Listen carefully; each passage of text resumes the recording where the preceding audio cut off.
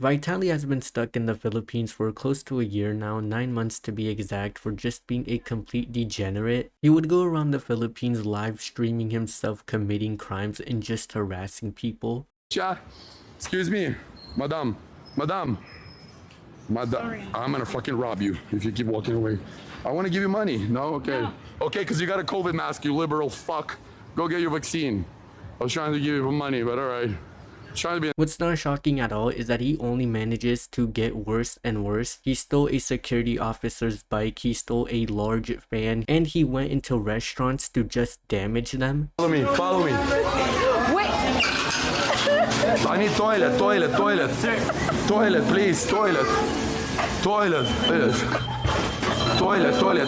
toilet, please. I'm about to take a shit. Ay, caca. No. This is not how you make the burger. Show me how you do it.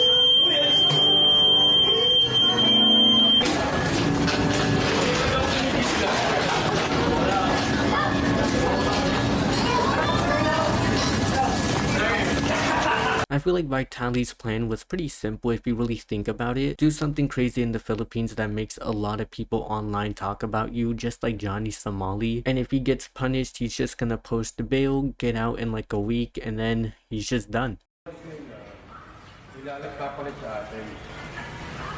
you Mr. Vitali Sodorovetsky? Yes, Yeah. Good evening. Okay, this is your Miranda rights. Okay? Yes, sir.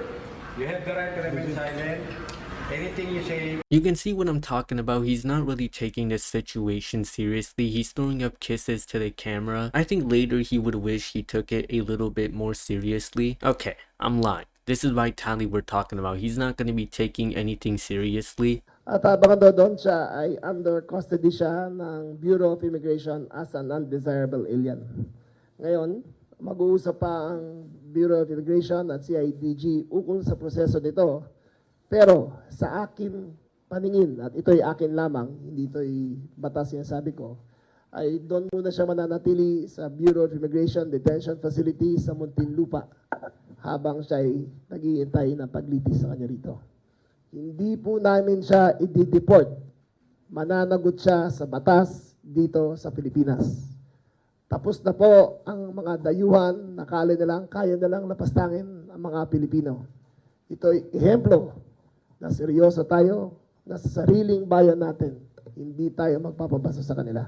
Vitali wouldn't get the luxury of getting deported back to the United States for a pretty long time, 9 months to be exact, which means he was spending all of his time in a horrible condition in the Philippines prison system. Ang isa pa nating nakita ngayong linggo, yung kagalit-galit na pinanggagawa ng isang foreign vlogger sa ating mga kababayan. Biro man na ito o hindi, sino naman Pilipino ang hindi kukulo ang dugo sa napapanood natin? Nakakalungkot dahil ito isang naging bahagi na ng social media na nagkakaroon ng mga vlogger na nanggugulo lang, nang aasar lang, nang buwisit lang, nang babastos lang para makakuha ng mga viewers. To add fuel to the fire, that was the president of the Philippines talking about Vitali. And you also saw the mugshot at the end. Vitali had no care in the world. And the difference between what he looked like there in the mugshot and what he looks like now is actually unbelievable. He's been going through some very unpleasant times in the Philippine prison. Vitali would be deported, but not to the United States, where I'm guessing he would most likely want to be deported to, but instead, he's getting deported to Russia.